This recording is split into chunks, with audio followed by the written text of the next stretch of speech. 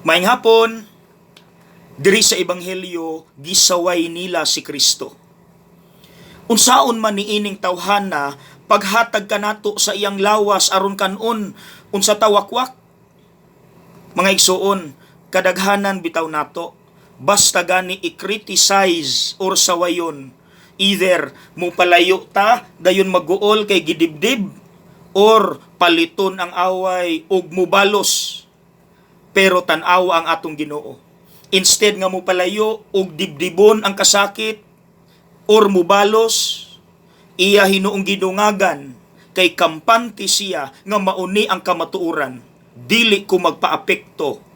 Unsa iyang giingon, ang mukaon sa akong unod ug moinom sa akong dugo may kinabuhing walay katapusan.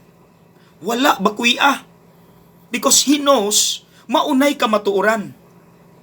Mga igsuon, ayaw kumpiyansa. Kay ang kalibutan karon daghan kayong oposisyon. Sama pananglit sa mga bata ug batan-on. Imbis tudluan sila anang silence because silence is the language of God. Unsay gibrainwash sa ilaha, noise, saba. Ikaduha, kanang prayer ug kanang pagsimba, imbis maunay atong buhaton kada adlaw, pero unsa may rason karon, busy ta. Ikatulo, kanang time unta sa pamilya, banding, magkahiusa. Pero unsa naman karon, gigipalayo ta sa banding tungod sa gadgets ug laag-laag sa mga anak.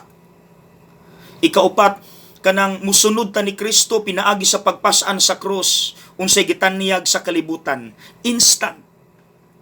Ipalayo gyud ta sa kamatuoran, mga igsuon.